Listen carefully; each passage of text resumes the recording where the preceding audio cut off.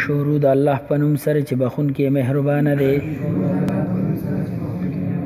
وقالو او هغوی وایي لن تمسنا النار چې هرگز به ونه رسیږي مونږ ته اور الا مگر او به رسیږي دا اور ایاما معدودتا یو څو ورځې د شمیر. قل اوایې پیغمبره اتخذتم آیا تاسو اغشتې ده عند الله د الله سره عهدا وعده فلن یخلف الله چې هرگز به مخالفت نه کوي الله پاک عهده د وعدې خپلې. ام تقولون یا وایي تاسو علی الله په الله باندې ما هغه څه لا تعلمون چې تاسو پې نه پوهیږئ.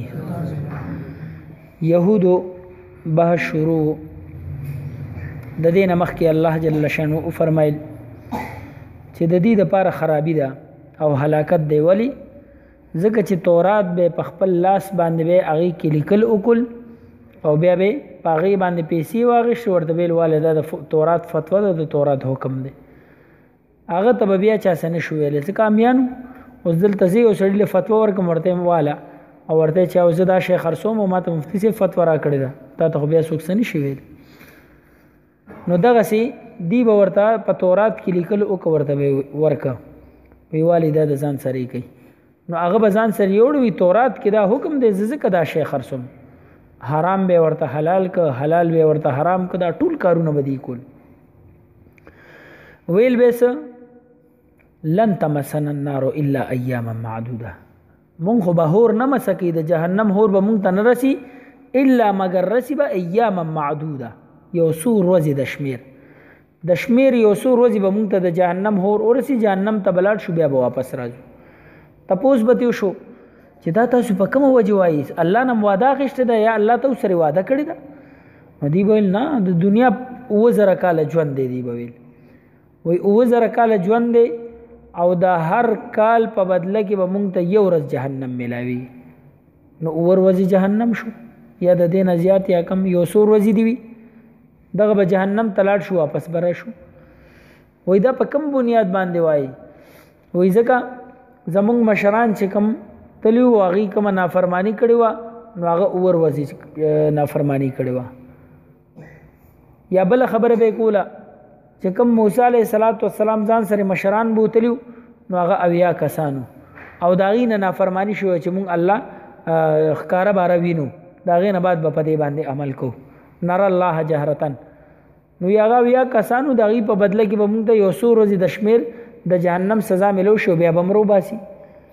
یا مختلف یو څو غلطیان هغې نه شوي د هغه یو غلطۍ په سر باندې به لږه لږه سزا راته راکړي د یو ورځې او بیا به واپس رو باسي. نو دا اوس دومره بېوقوف دي چې غلطي دې مشر کړې ده ګناه هغه کړې ده او سزا پې تا ته میلاوي.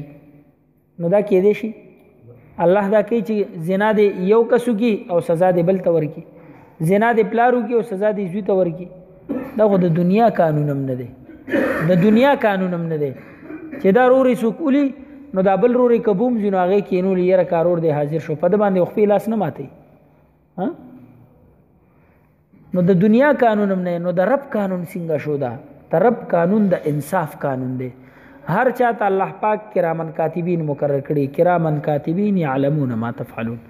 دلته ستا نیکې لیکي دلته دې بدې لیکي. دومره پابندي الله جل شانه په دې انسان کړې ده چې انسان ته هم نه دی ویلي چې ته ځان سره خپل اعمال لیکه.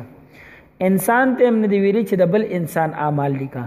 پلار ته هم ولا نه دی ویلي زوی ته هم نه دی ویلي چې د پلار لیکه. رور ته هم نه دی ویلي چې د رور لیکه. د علاقې مشر او د علاقې کشر هم نه دی مقرر کړی چې ته د علاقې والا ګناهونه لیکه. الله پاک غیبی مخلوق موت ته ښکاریم نه ستا نیکیم لیکلی کېږي ستا بدیم لیکلی کېږي. هغه به د رب مخې ته ورشي. هر انسان به د قیامت په ورځ د خپلو اعمالو ذمېواري تا نه د هغې د اعمالو بدله کې تپوس نه کېږي. مخکې به راشي تلک امة قد خلت لها ما کسبت ولکم ما کسبتم مخکې وی ولا تسألون عما كانوا يعملون د سپاره په اخر کې تا نه د هغې د کړو اعمالو تپوس نه کېږي چې هغې څه اعمال کړي دي نو دی به ویل وی یو څو ورځې د شمېر دی بس دغه به مونږ ته سزا میلو شي واپس به راځو د جهنم نه نو پیغمبر علیه السلام ته الله وی چې ته دې ته ووایه آیا تاسو د الله نه واده اخیستې ده که نه په الله باندې هغه خبره کوئ چې کومه تاسو ته نامعلومه ده تاسو په دې پوهېږئ نه او که نه په الله باندې دروغ وتړئ بسم الله الرحمن الرحیم وقالو او هغې وایي لن تمسنا النار چې هرگز به نه مسه کوي مونږه هور الا ایاما معدودتا مگر یو څو ورځې د شمېره قل اوایې پیغمبره اتخذتم عند الله عهدا آیا تاسو اغشت ده او الله سره واده فلن يخلف الله چې هرگز به مخالفت نه کوي الله جل شانه عهده د خپل واده ام تقولون یا وای تاسو علی الله په الله باندې ما هغه خبرې لا تعلمون چې تاسو پې نه پوهیږئ الله دې عمل کول توفیق آمین الحمد لله رب العالمین والعاقبة للمتقین والصلاة والسلام على خير خلقه محمد وآله وأصحابه أجمعين برحمتك يا